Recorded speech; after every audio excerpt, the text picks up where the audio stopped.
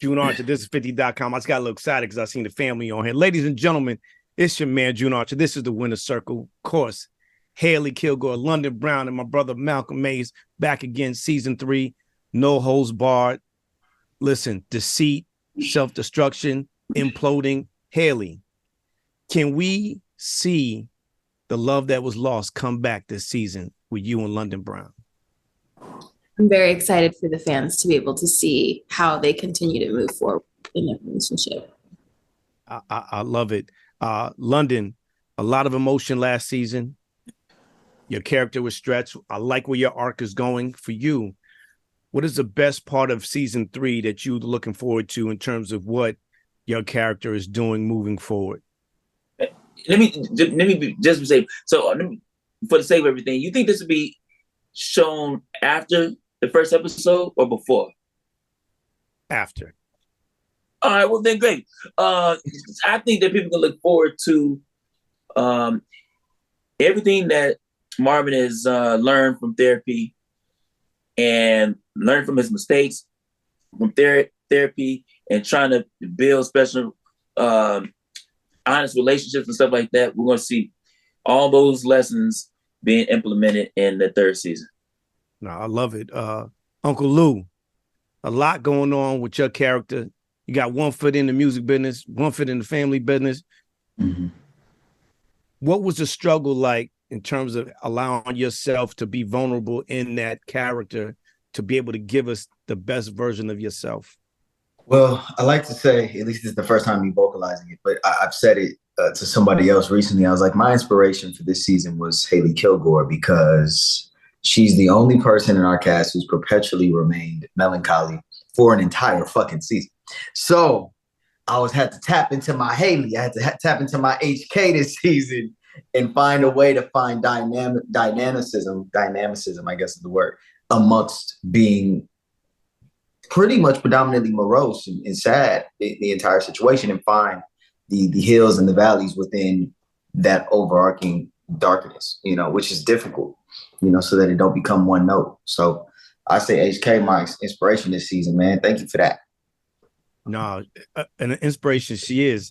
Hailey, for you, Jukebox goes through every emotion known to a little black or brown girl, just like the coldest winter ever. For you, how were you able to channel that to give us the emotion of dealing with your dad, figuring out what happened to your mom, a little tension with your cousin?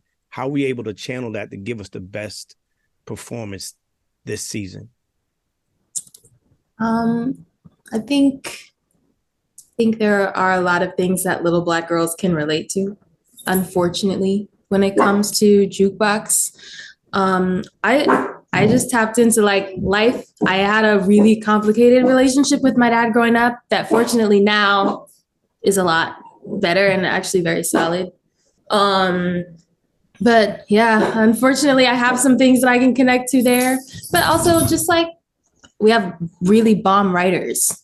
So, just feeling it out and doing what's on the page. I appreciate that. London, for you, I want to talk about the importance of mental health and getting help and getting an opportunity to do away with that stigma that black and brown men don't talk or we're afraid to ask for and seek help. I think the lesson that people can get, even with Marvin and going through therapy, going through and to therapy, was even though he went reluctantly, because Marvin had danced into the therapy, he didn't want to go, but being the fact that he went, he still was able to gain something from it. And I think it's one of those things where you don't realize all your demons and whatnot on the first, or even the first session or the first 6 sessions. Like, it's a process, it's layers that got to be peeled back and that sort of thing. And it takes a space of some sort of trust, and I think that the more people talk about it, the more I think, even the fact that I find it to be very trendy now, for whatever reason that is moving around, I'm just glad the fact that people are even aware of it. Because even when I do stand-up is also that form of therapy, because it's really just being very vulnerable and transparent about whatever the issues are that I'm going through. So it is important that people are able to walk away and say, you know what, Marvin can do it. He didn't want to do it, but messed around and tapped into something that helps him to be a better person. And we see that throughout the season. Lastly, Malcolm, for you, that young man, that black and brown man who's looking to get to where you are right now, what is the best piece of advice that you give someone looking to accomplish some of the goals that you've already had the opportunity to do and embarking on your third season in Raising Canaan? Two things. Discipline will get you anywhere you want to be. Discipline, a little bit of luck, but discipline and the blessings, whatever you want to call it. And then the second thing I would say is interrogate your dreams. Don't marry them, interrogate them. Because much like people who enter relationships with other people, you're in a relationship with your dreams. And just like relationships with other people, people evolve and change and shift along time.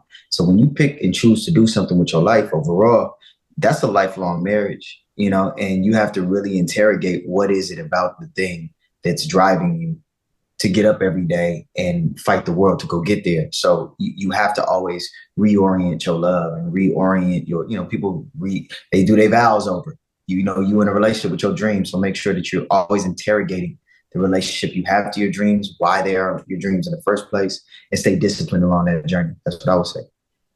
I love it. Ladies and gentlemen, that is Hailey Kilgore, London Brown, Malcolm Mays, season 3, Raising Canaan. December 1st, it drops on Stars. Please make sure you go check it out. Season 3 is going to be something that you do not want to miss. I got to tell y'all, listen, never leave the opportunity undone to tell somebody that you love them. It may be the last opportunity to do so. London, Malcolm, Hailey, I love y'all. Keep doing what y'all doing, walking in your magic and making your dreams come true. This is your man, June Archer. This is the Winner Circle. Thank y'all so much for tuning in. Peace. Thanks again, June. Peace.